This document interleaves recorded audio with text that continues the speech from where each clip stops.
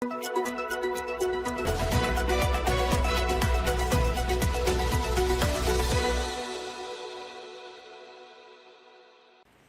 नासिक, अमरावती समेत महाराष्ट्र की इन सीटों पर नहीं बन पा रही बात। महायुति में छिड़ी महाभारत। बीजेपी के नेतृत्व वाली महायुति में सीटों को लेकर महाभारत इतनी जोर से जारी है कि मुख्यमंत्री एकनाथ शिंदे अपनी पार्टी के उम्मीदवारों की पहली सूची में न तो अपने बेटे डॉक्टर श्रीकांत शिंदे का नाम घोषित कर पाए और न ही अपनी गृहनगर ठाणे की सीट से अपना उम्मीदवार घोषित कर पाए हैं। शिवसेना में विभाजन से पहले ही ये दोनों सीटें परंपरागत रूप से शिवसेना की ही हैं, लेकिन शिवसेना टूटते ही बीजेपी ने इन दोनों में से एक सीट की डिमांड शुरू कर दी है। अब महाराष्ट्र के मुख्यमंत्री एकनाथ शिंदे को समझ नहीं आ रहा है कि वो किसे रखें और किसे छोड़ें। कल्याण में भीतर घात का खतरा। कल्याण डोंबिवली में श्रीकांत शिंदे को इस बार बीजेपी से भीतर घात का खतरा है।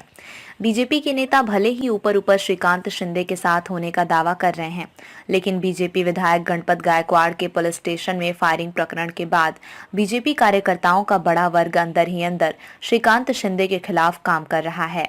इधर मनसे का रुख भी श्रीकांत शिंदे को लेकर अब तक बहुत सकारात्मक नहीं है। अगर मुख्यमंत्री एकनाथ शिंदे ने ठाणे और कल्याण डोंबिवली में से कोई एक सीट बीजेपी के लिए नहीं छोड़ी तो ठाणे और कल्याण डोंबिवली के बीजेपी कार्यकर्ताओं का चुनाव के दौरान घर बैठ जाने का अंदेशा है। थाने में भी पेंच। अगर थाने की बात करें तो वो शिवसेना का मुंबई से भी पुराना गढ़ है। एकनाथ शिंदे की बगावत के बावजूद थाने के सांसद राजन विचारे शिंदे की बगावत में शामिल नहीं हुए और अब तक उद्धव ठाकरे के साथ बने हुए हैं। उद्धव ठाकरे ने उन्हें इस बार भी अपना उम्मीदवार घोषित कर दिया है। वे तीसरी बार लोकसभा का चुनाव लड़ रहे हैं। थाने में उनका प्रचार जोर शोर से चल रहा है।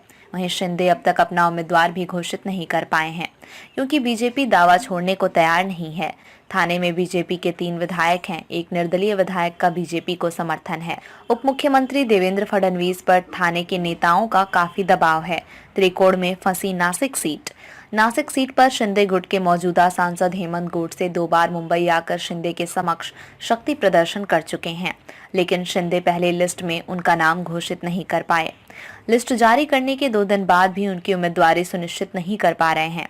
पहले तो बीजेपी इस सीट पर दावा कर रही थी, अब एनसीपी अजित पवार गुट भी दावा कर रहा है। कहा जा रहा है कि एनसीपी ने अपने कोटे की 17 लोकसभा सीट छत्रपति शिवाजी महाराज के वंशज उदयन राजे भोसले के लिए बीजेपी को दे दी है। हालांकि एनसीपी चाहती थी कि उदयन राजे उसके चुनाव चिन्ह पर चुनाव लड़ें, परंतु उदयन राजे बीजेपी के टिकट पर ही चुनाव लड़ना चाहते हैं। लिहाजा 17 सीट के बदले में एनसीपी नासिक की सीट मांग रही है। नासिक से छगन भुजबल को लोकसभा लड़ाना चाहती है। महायुति के त्रिकोण में फंसी नासिक की ये महत्वपूर्ण सीट विनिंग फॉर्मूले के नाम पर शिंदे के हाथ से फिसलती दिखाई दे रही है। नवनीत राणा का हो रहा विरोध। इसी तरह अमरावती सीट महायुति का अखाड़ा बन गई है। अमरावती में बीजेपी ने निर्दलीय सांसद नवनीत राणा को टिकट दिया है।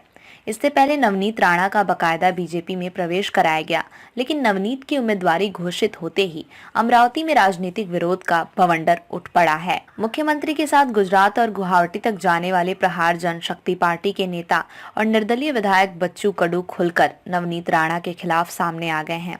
उन्होंने ऐलान कर दिया कि नवनीत राणा को हराने के लिए वे सब कुछ करेंगे। उन्होंने अपनी पार्टी से नवनीत के खिलाफ उम्मीदवार उतारने का ऐलान भी किया है। उन्होंने कहा है कि इसके लिए अगर उन्हें महायुति का साथ छोड़ना पड़े तो भी वे तैयार हैं। इधर मुख्यमंत्री एकनाथ शिंदे के साथ शिवसेना छोड़ने वाले अमरावती के पूर्व शिवसेना सांसद आनंदराव अडसूल और उनके पुत्र अभिजीत अडसूल भी नवनीत राणा के खिलाफ हैं। अभिजीत भी राणा के खिलाफ चुनाव लड़ने की बात कर रहे हैं। आठवले भी नाराज।